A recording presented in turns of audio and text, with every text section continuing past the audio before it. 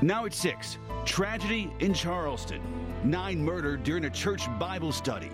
An unfathomable, unspeakable crime. There is something particularly heartbreaking about a death happening in a place in which we seek solace. And the heart and soul of South Carolina was broken. In just hours, the suspect, captured here in the Charlotte area, set to face a judge. What we're learning about him as heavy hearts continue to pray for those lost lives. Good Friday morning, and thanks for waking up with us. I'm Ben Thompson. And I'm Anjanette Flowers. This morning, a community in pain is seeking comfort in prayer. All across the country, people are coming together, standing strong for Charleston and mourning the lives lost in such a tragic crime. Right now, the man accused in that shooting rampage is back in Charleston. Dylan Roth was transported from North Carolina after he was caught in Shelby just yesterday morning. He has been booked. He is in protective custody away from other inmates. His bond hearing is set for later today, this afternoon. We're learning more about what happened inside that church in the meantime on that Wednesday night. A survivor says he shouted racial comments at the time of the attack, and he reloaded his weapon 5 times during the shooting. Roth killed 9 people during that massacre, 3 men, 6 women. Here are some of their pictures, their ages ranging from 26 all the way up to 87 years old. Their professions: coaches, pastors, a librarian, state leaders even. This morning we have live team coverage from Charleston and here in Charlotte. Complete coverage just moments away. In the meantime, we want to get a check of the roads this morning. We are following some breaking news out there on the roads this morning. Brooke's been keeping an eye on that, and also our Richard Devane, where part of Billy Graham Parkway has been shut down after a deadly crash. So we know 2 people are dead. So we are live on that scene. But first for you this morning, another heat record. We hit 100 degrees yesterday. That is the first time we've seen triple digits since 2012. Let's head over to Larry Sprinkle, who is tracking your hour-by-hour forecast. And today, Larry, it sounds like we're not going to see much of a cool down either. Not much, but that record, by the way, that was yesterday's high temperature. Today's record's 102. Nowhere near that today. We have that band of showers tracking over towards Richmond County. That's the extent of the rain at the moment. Now, as we take you through the daytime hours, by around 9 a.m. we're at 81, mid-80s at 10. And as you can see, towards the afternoon, it's going to be hot. It's going to be humid. Could be a couple of thunderstorms rumbling around the area with our high temperatures today ranging up into the mid-90s. So the heat is on again today. Be aware of that. So it's going to be hot, humid, and throw a little haze in there if you'd like to. Let's get a check on the commute this morning. Here's Brooke. And as you're heading out, we do have a couple of problem spots out there. Our biggest problem is on the Billy Graham Parkway.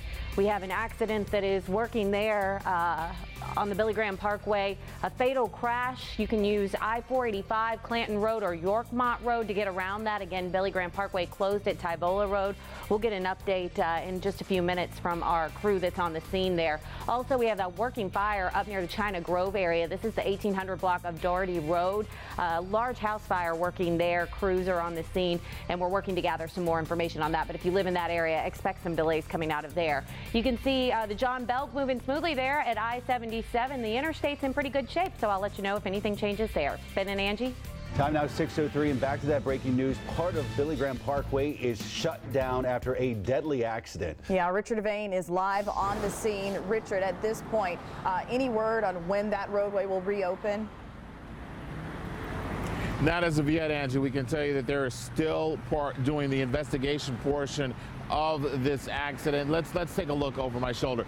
Just about 5-10 minutes ago, there were a number of officers as well as first responders who were in there just looking at that wreckage. It's inside that place where you see those trees once were. That's because a car coming outbound on Billy Graham actually veered off. They do not know why. Went into the woods, and the woods caught on fire. It was a passerby who actually saw the fire, who called the fire department and police, and when they arrived, they found people inside that car. As of now, no identification on the folks involved. They're not even giving us a description of the car, just to say it was a sedan that's in there. There's still a lot more that they have to do to try to determine exactly who was in that car and also why it veered off the road. Right now, for the most important part, as far as traveling on Billy Graham, it's best not to plan on doing this for the morning commute. Of course, as we get any updates, we'll give it to you, but this road's going to be shut. This part of Billy Graham, outbound, I should say, will be shut for quite a while. We're right here off the side of Billy Graham Parkway. Richard Devane, NBC Charlotte. A grieving community is searching for hope and strength this morning, and many are relying on their faith and calling for justice. The 21-year-old who opened fire inside the Emmanuel AME Zion Church in Charleston behind bars this morning, awaiting a bond hearing in just a matter of hours. This morning we have live team coverage. We begin with NBC Charlotte's Dustin Wilson, who's in Charleston this morning. Good morning. It's been interesting to hear and see the contrast of the public reaction from the shootings that took place in North Charleston, the officer-involved shooting that claimed the life of Walter Scott, and this tragedy. While both are gut-wrenching, the public here in Charleston has really come together in unity to remember those lost. Second Presbyterian Church, just 2 blocks from Emmanuel AME, held a vigil last night and walked down to the church to place flowers and pay respects. Reverend John Brown pastors Mount Zion AME Church, which was started by members of Emmanuel in the late 1800s after it grew to capacity. Right now, we're absorbing a lot of the mixed emotions, high and lows, good and bad, the amount of outpouring. Our bishop, the Right Reverend Richard Franklin Norris, has spoken with us that this is a time of healing. South Carolina authorities went to Shelby, North Carolina Thursday afternoon to bring the alleged shooter Dylan Roth, who waived extradition in his initial court appearance, back to Charleston to face charges. Roth arrived at the Charleston County Detention Center just before 8 p.m. Roth is expected to be in court at some point today. Also, the city of Charleston is putting on a vigil at the College of Charleston TD Arena tonight at 6 p.m. In Charleston, Dustin Wilson, NBC Charlotte. One of the victims in the shooting, 54-year-old Cynthia Hurd. She's a sister of former North Carolina State Senator Malcolm Graham. This morning, the family who lives here in Charlotte is mourning her loss while calling for strong and swift justice. NBC Charlotte's Richard Vane has a new reaction from the family this morning. Malcolm Graham's sister Cynthia Hurd, one of the 9 people killed in the church shooting. You talked to your family member less than 48 hours ago, and then all of a sudden she's not here anymore. The former state senator and city council member is from Charleston. His sister was a longtime member of Emmanuel AME. She was also a wife and mother and sister. Another brother, Melvin, says the violence needs to stop. You need to stand up with one voice and say we're not going to tolerate this. Cynthia Hurd graduated from Clark, Atlanta, and worked as a librarian for the past 31 years. Graham says she was the glue that held his family together, taking on the role of a mother after the death of his mother 15 years ago.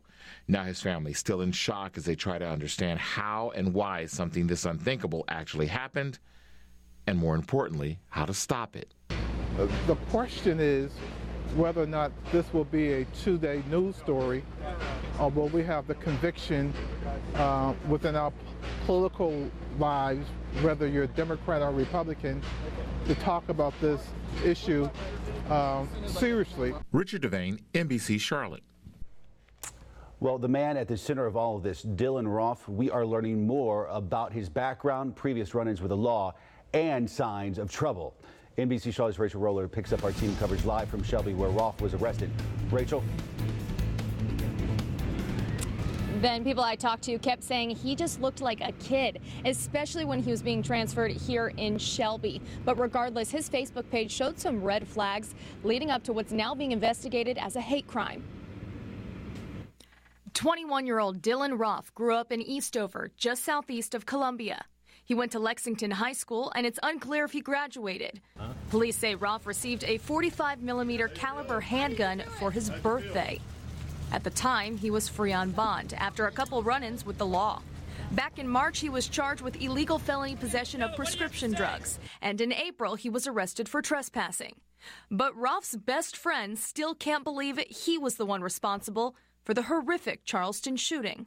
And he wanted it to be white on white with white and black with black, and that he didn't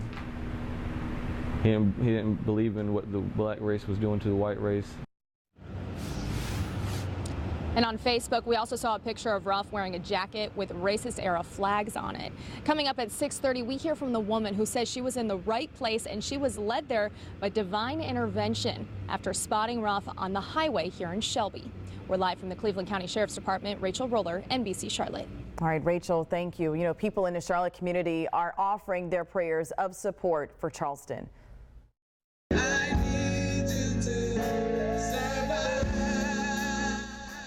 The Rock Worship Center in Steel Creek held a prayer vigil last night. They celebrated the lives of those who died and prayed for their families left behind, hoping those families stay strong in the wake of tragedy. There have been similar scenes across the nation. This is video in Portland, Chicago, and Atlanta. Services are being held in churches, parks, pretty much anywhere people can gather. And you don't have to go far if you would like to help support the victims' families. The city of Charleston has created a fund. Donations can be mailed to the Mother Emanuel Hope Fund at the address there on your screen, or you can make donations at any Wells Fargo bank. And if you'd like to send your well wishes to Charleston, you can do that on our Facebook page or on Twitter. Just find us on Facebook or Twitter and use the hashtag prayers for Charleston. And stay with us as we continue following the latest on Charleston, the church shooting there. We'll have more live team coverage ahead. You can also find updates on our website, WCNC.com. Our coverage of the tragedy in Charleston will continue. Stay with us after the break. We'll be right back.